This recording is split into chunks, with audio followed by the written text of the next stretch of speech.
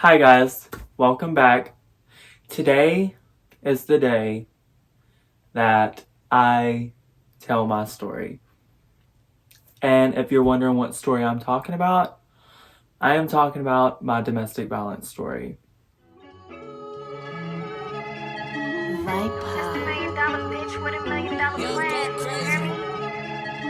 You know better, so you did better. Plus, I'm more of a real bitch and my pussy wetter. 50 inches to my ass, I'm a trendsetter. Left my old nigga, cause my new nigga flip better. Booked a flight to Puerto Rico. Can't believe bitches vacationing. Where do I start? We can start by saying that the person I am talking about is my sister's father. And that does play a significant part in the story. That's the only reason I'm mentioning this. I'm not going to mention any names. This story can get very confusing if you're not paying attention, so I'd advise you to pay attention because without the use of names, it can get very confusing. But the person I am talking about is my sister's father. My sister was in high school when she first reached out to him. He was in prison. She was a curious teenager wanting to know about her father and wanting to know why he was never there.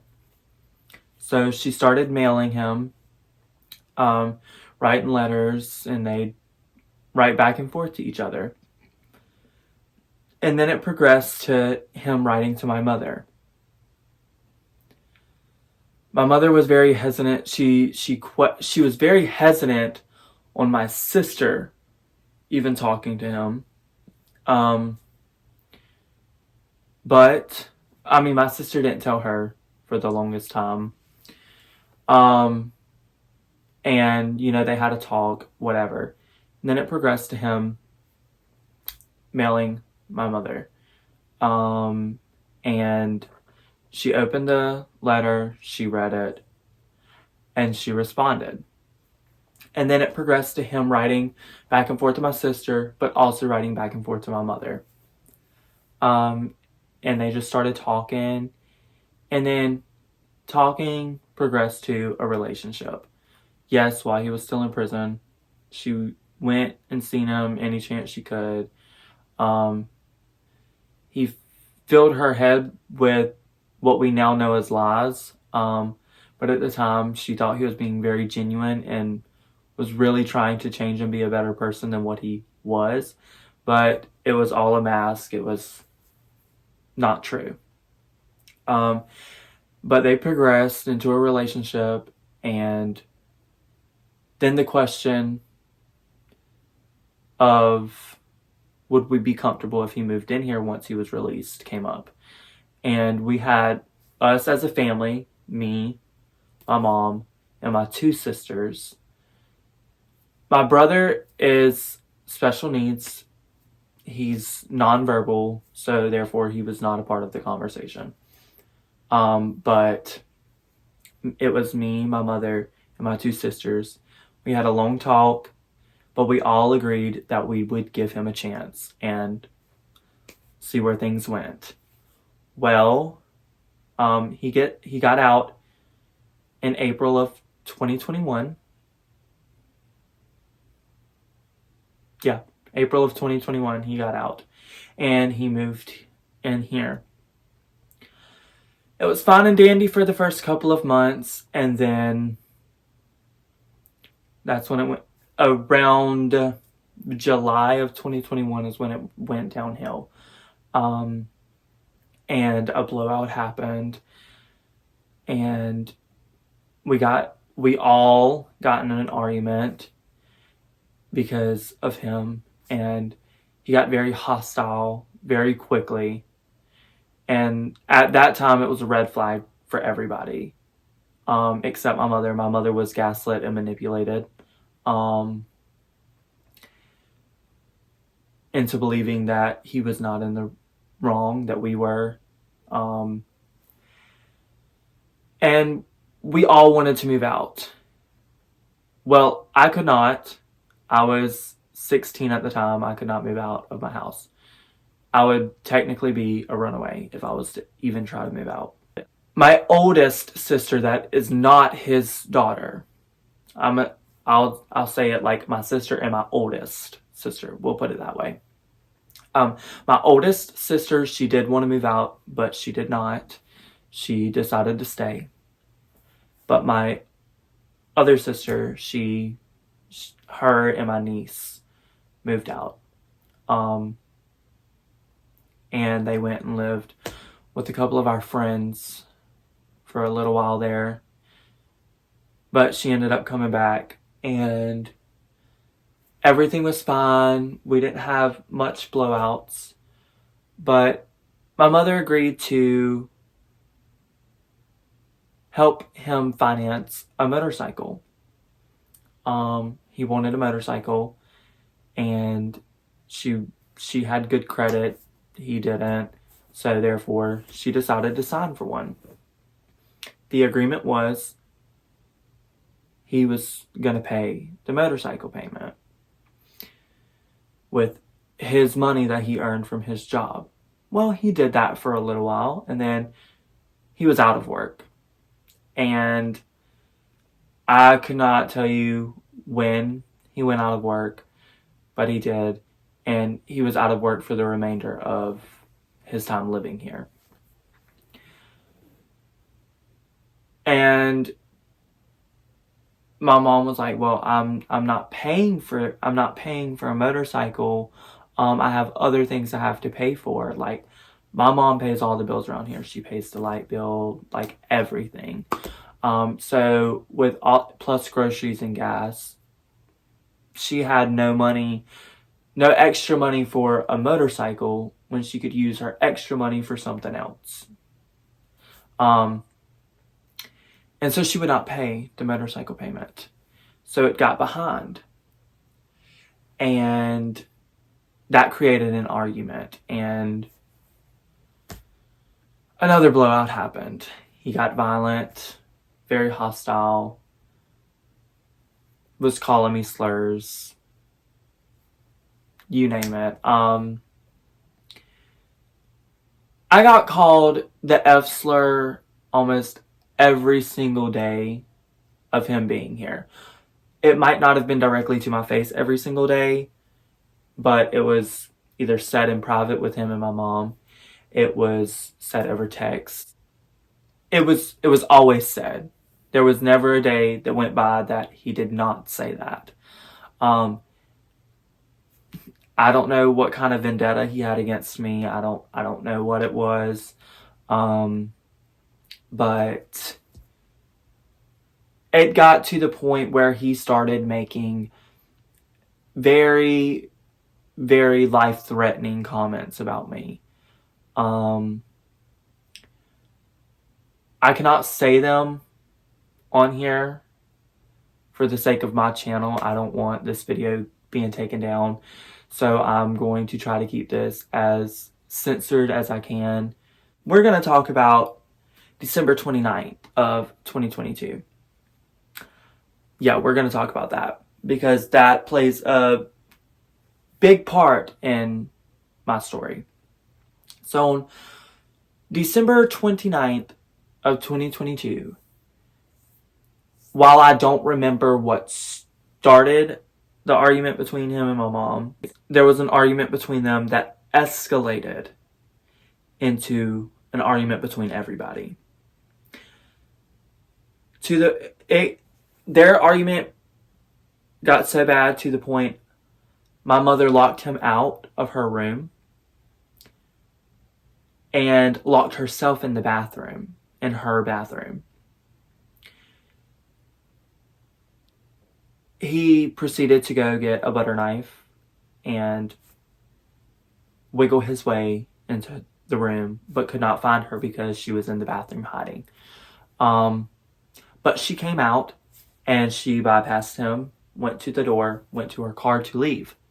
He followed her, opened the passenger door, would not close it, would not let her leave. Got in front of the car and told her she would have to run him over. I then spoke up and I said, let her leave. I said, leave her alone. He said, what did you just say to me? F-slur. I said, stop calling me that. I said, you call me this all the time. It's getting really old. It's getting really annoying. Stop. And then he said, what are you going to do? And then charged to the porch and jumped on the porch. But I shut the front door. I locked it. He could not get in. He then called the police saying we locked him out of his house. This is not his house. He may have been living here, but that was a privilege to live here. This is not his house. And so law enforcement came out and they told us we had to let him in. Because if he was to break the door down, that is technically not a breaking and entering. Because he lives there. I said, I don't feel safe. I said, I get called all of these names all the time. I said, there's been life-threatening comments made about me. I was like, I do not feel safe here. I said, we have his blowouts filmed. We literally have them filmed. Sorry, y'all, I have like really bad burps right now. I said, we literally have them recorded. They were like, you have to take them to the sheriff's office. And we don't have hate crime laws here, so there's nothing we can do about that. I was like, I said, interesting. I said, you know what? I said, this is what I get for continuing to live in a red state. I said, this is what I get right here. And they were like, I'm sorry. I'm like, sure you are. And I got very, very angry. I felt like I wasn't being heard. I was very frustrated. I was very irritated. I wanted to be left alone, but yet they still tried to talk to me. And so I told them, I said, I want him gone. I said, like, what can you do? Like, can you please just watch these videos and like look at what he is doing? They're like, you have to take him to the sheriff's office. But you work for the county and you're telling me you can't watch a video. That we literally recorded that night as proof to what he was doing. No, we can't watch it. Okay. So what do we do? My mom's back at this point. We're all talking. They tell us that we would have to get an eviction notice. But they also told me I could get a restraining order, but it would be very hard to get that order passed with him living there, because it would be me against him and one of us would end up having to leave. And it could be either of us. My mom was like, well, my child isn't going anywhere, so let's do the eviction. So they told her some stuff, but they confused her. They didn't tell her the right information. And she was also very scared to get an eviction because that would make him very angry. That would enrage him. And we've already seen how violent he could get. Never know what else he could do if he was enraged like that. And so I understand where my mother was scared to get an eviction notice. So she didn't. He just wasn't living there. Now we can fast forward to March 30th of 2023. I had to work that morning from like 7 a.m. to 1 p.m. I had to work. And I get woken up out of my sleep at 5:30 in the morning to a motorcycle revving up outside. It was him. I was like, oh my gosh, what is he doing here at 5:30 in the morning? So I tried to go back to sleep, but I could not go back to sleep. And then once I finally got there, Because I had to be up at like 6 a.m. I mean, I could have got like 15 minutes of extra sleep. Once I was finally there goes the banging on the front door.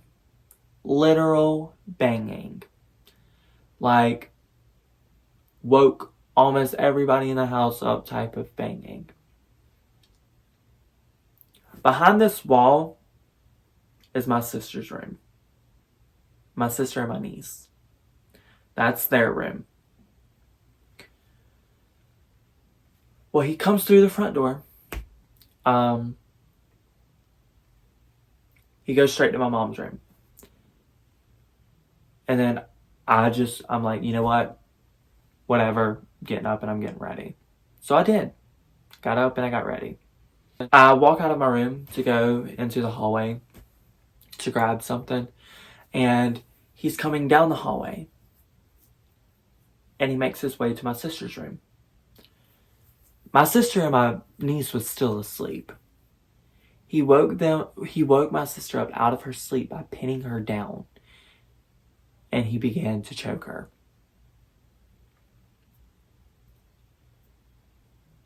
And I walked back there because I heard my sister saying, like, get off of me. So I walk back there and I see it. And I'm like, what are you doing? Like, get off of her. He told me to go mind my effing business. I said, no, you can really just get up off of her. And my mom walks in and she's like, Dallas, move. And then she tells him to get off of her. And it woke my niece up. My niece seen it. She's seen it all. And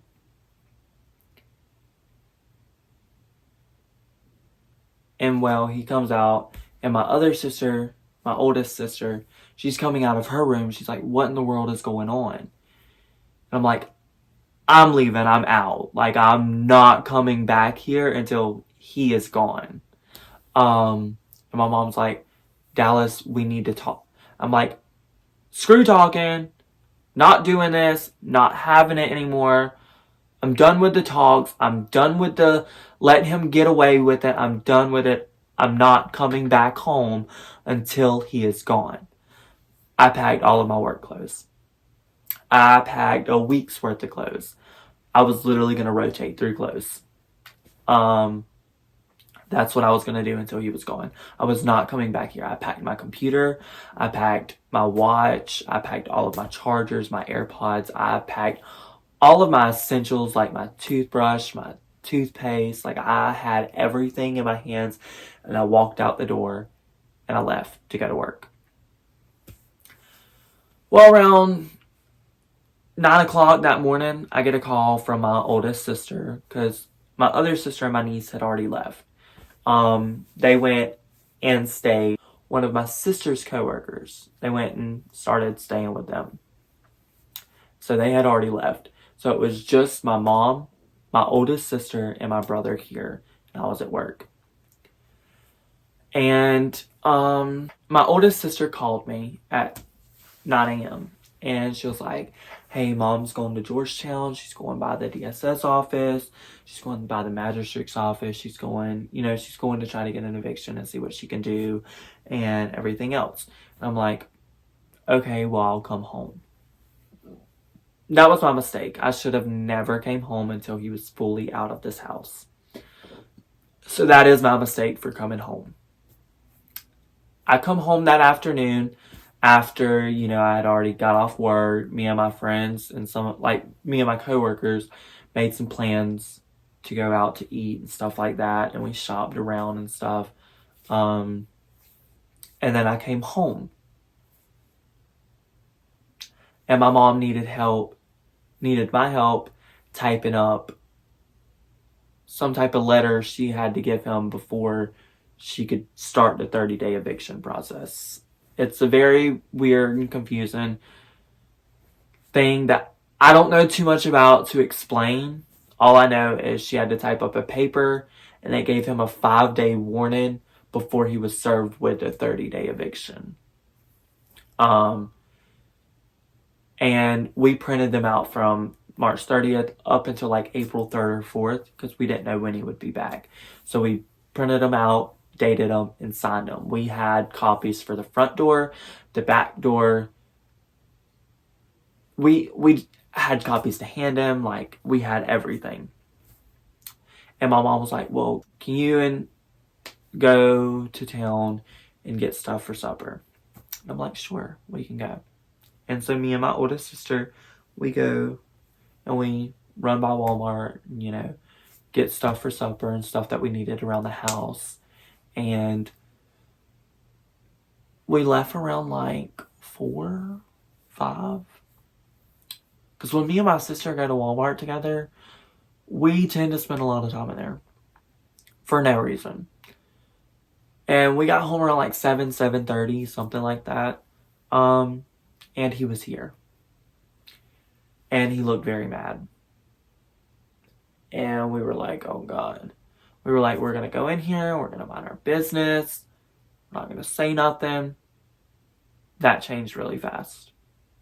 I come inside and we didn't even unload groceries yet. Like, I was bringing all of my stuff in, like my phone and stuff, just setting it down before I went out there and got groceries. So we didn't even bring anything in yet. And I walk through the door. First thing I hear is the baby's name, my sister's name, jail, and death. I could not tell you what he said exactly. But I know I heard those 4 things. And I looked at my mom and said, was that a threat? Because on December 29th, I was told by the officers that came by this house, I was told, because I asked them, what is self-defense then? I said, since we have no hate crime laws here and I'm fearing for my life, what is self-defense? Like, what if he done something to me and I was to do something back and like I get in trouble for it, but I'm scared? They were like, well, self-defense, it's actually really simple. You can be talked to the wrong way with the wrong tone. It can be a threatening tone. It can be a very hostile tone. Somebody could charge after you. Somebody could, you know, do stuff like threatening things to you. And that could be considered self-defense. I was like, okay. They went more in depth with it and everything. That's the summary of what they said. I was like, okay. I was like, I think I understand it. So I looked at my mom and said, was that a threat?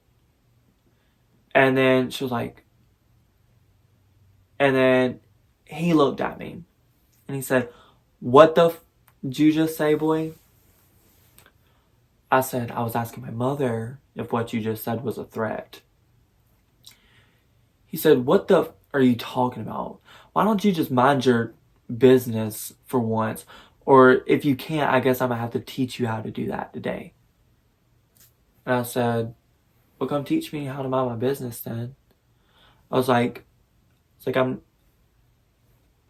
teach me.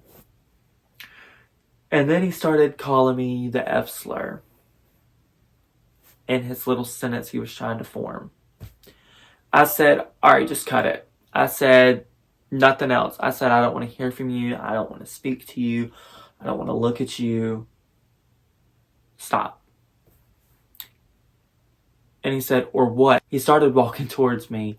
And I said, don't come near me. He said, or what? I said, just do not come near me. He said, or what? We'll make sure me this time you actually, or you. I can't really say the words on here as to what was said there. And I said, just stop. Don't come near me. And he said, or what? And charged after me. Now I'm about to give y'all kind of a visual of how my kitchen is set up. So the closest to me is the back wall of the dining room. And what's closest to y'all is the kitchen. Okay. Table, back wall, sliding glass door, front door all the way back there. Cabinets, stove, oven, microwave. Okay. I was here on this side of the table. My sister was over here on this side of the table. He was at the front door that was open. My mom was kind of in the middle. He charges after me. My mom gets in the middle. He grabs my shirt and he tugs me towards him. And I could not run that way because my sister was right there. I was like, and I would have to get back, I would have to get by her to go out the front door, and that would give him time to catch me. So I had to think fast. I could not go out the sliding glass door either, because the outer shell of the glass is shattered because somebody cut our grass one time. A rock was there and it flew and shattered it. Okay, so the door is unavailable. I would have to throw myself out of the door, break the glass, that is not a safe way out. So I had to think fast. So I grabbed a peanut butter jar off the table and I hit him in the side with it. And I ran. Kitchen. And this back cabinet over here, we hold our hard plastics. Down here we hold pots and pans. So I run, and there was an archway over there, because there's an archway, and then that was my mom's room, and then you could go through the living room that way. Or you have the big archway. Could not get through there. So I was trying to get through there, but he would have been able to cut me off because of where he was standing. So I had to think fast. So my hands instinctively went to that cabinet. I was going to grab a hard plastic, just hit him with it. I was going to run. First thing I put my hands on was a knife. Okay. I close the cabinet and I turn around and he hits me in the face. So I retaliated. Let's put it that way. I think that's the safest way that I could put that with this video, for this video to stay up. I retaliated. He hits me again. I'm now on the floor. My mom is on top of me, guarding me. So I'm laying on the floor. My head's facing that way. My mom's on top of me. He gets down on the floor in my face and says, "Let go of the effing knife." I said, "Please just get away from me." And he hits me in my face again. And my mom's like, "Dallas, please just let go of the knife." So I did. For my mom. I then get hit in the face 2 more times. And then he gets up and he's like, "Your F slur ASS is going to jail today." Because my sister was already on the phone with 911 because of how hostile he was getting. So he then tells my mom that he's bleeding out and he needs to go to the emergency room. My mom had her glasses somehow slung off of her face. So she was looking for her glasses, inserts Velma here, like, "Oh, Jinkies, lost my glasses." Yeah, she lost her glasses. And so she had to find them. He claims that he was punctured in the heart. That is not where he was punctured. He was punctured up here. So my mom takes him to the fire station to get him on an ambulance so he can go. And she was coming back home. Law enforcement, no, one of my friends and her boyfriend had pulled up here. My friend's boyfriend is said dude's nephew.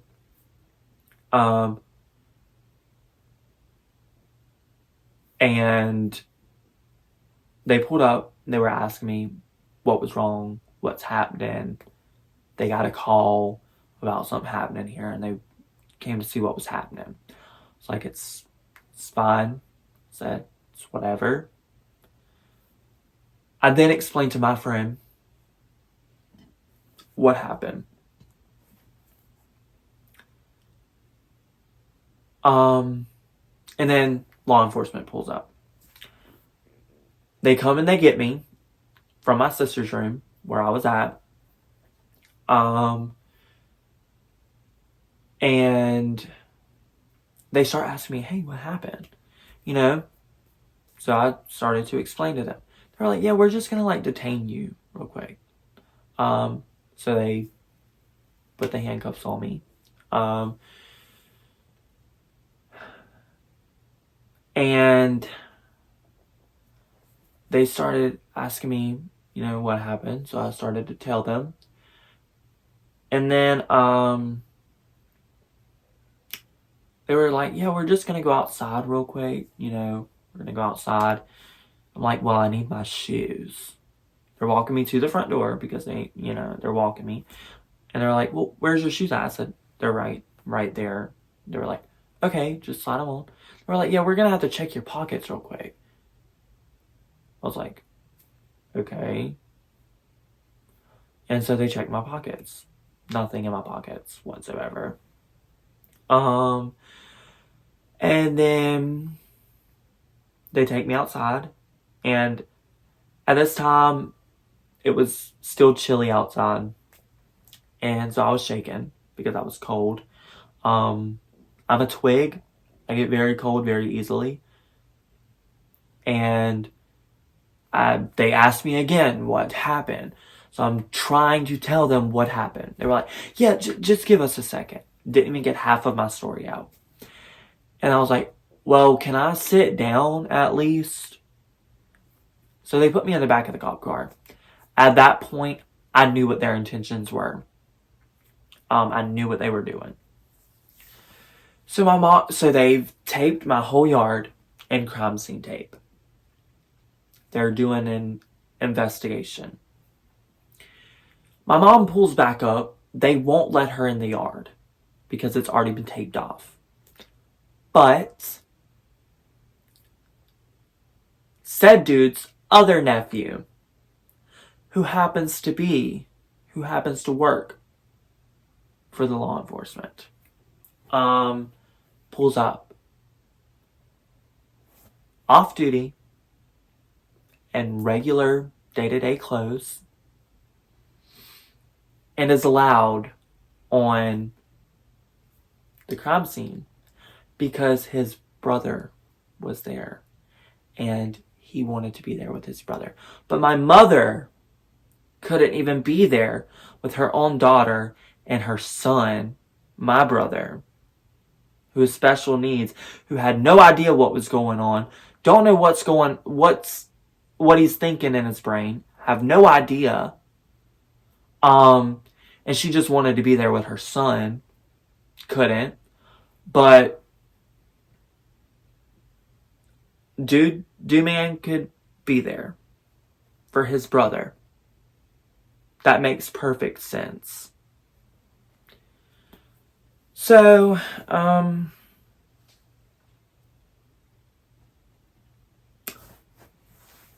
they never asked me again there what happened. They asked me what knife was used. I said it was a gray knife.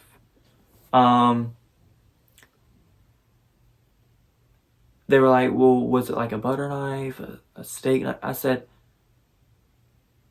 I don't know the different type of knives. I said, all I know is it was a gray knife. And they were like, well, we can't find one. I'm like, well, I don't know what to tell you. I mean, it was right there. Well, they had found it, and it had appeared to have been moved, hidden behind a trash can, and it had appeared to have been washed off. Don't know who would have done that, because once I got up off the floor, I went straight to my sister's room, and my sister went to her room with me as well. And my brother was also in my sister's room during this whole incident. So it wasn't him either. My mom was gone. Don't know who it could have been. And so the investigator finally reads me my rights after all of this. And I'm like, okay, yeah, I definitely know what's going on now.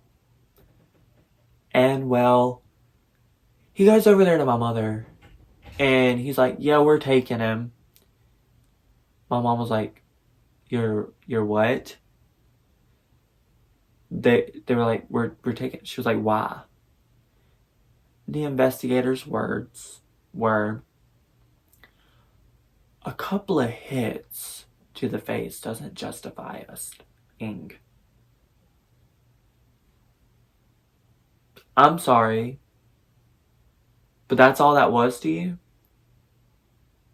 After I've already tried explaining to your deputies, like, what happened, and I kept getting interrupted and kept getting cut off and couldn't get my story out there. This is the conclusion you've came up with? I didn't know this until I came home. I spent 2 days in jail. 2 days. And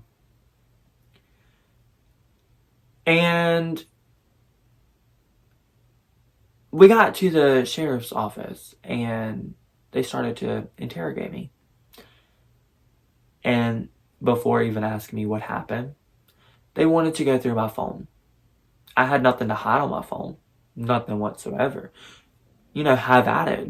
Go through my phone. I don't care. You're going to find videos of him being violent. That's what you're going to find. And they wanted to go through my phone.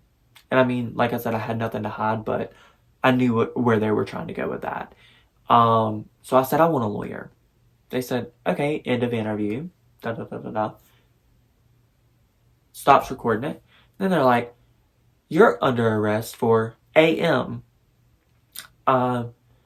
Depending on the victim's outcomes will determine whether or not this is brought up to an M.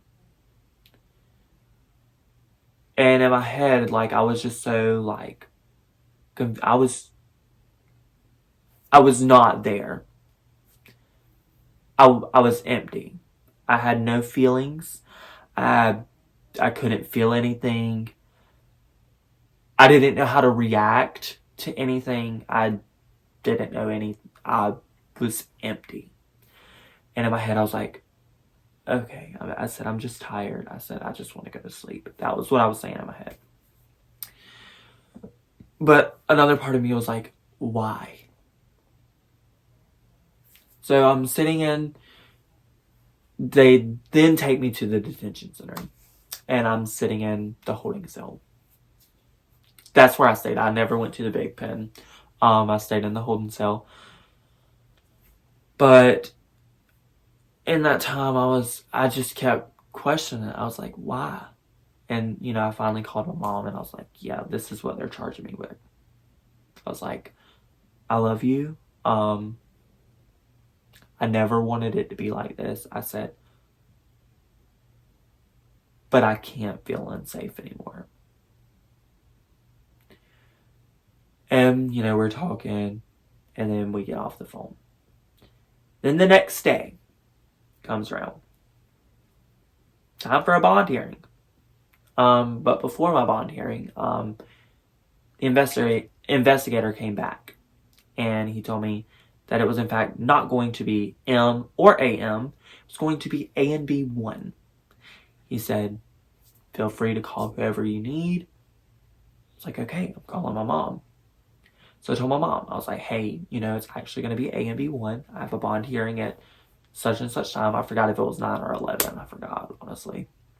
Had my bond hearing.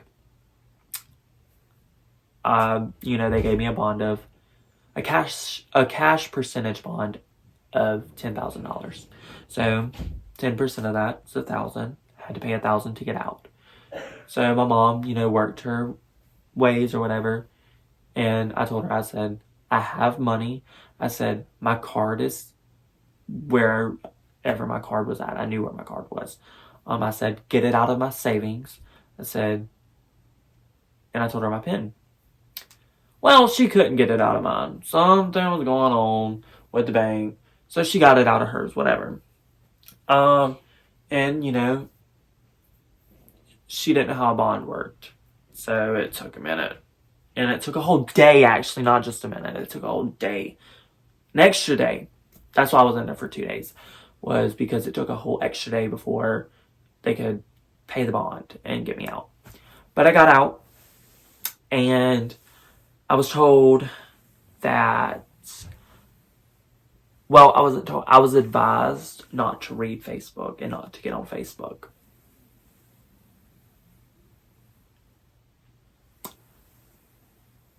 About a couple of days later, I realized why I was told not to get on Facebook.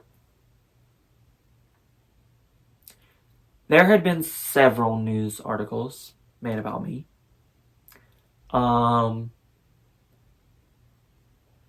There was this one. I'm not even going to say the name of the media outlet.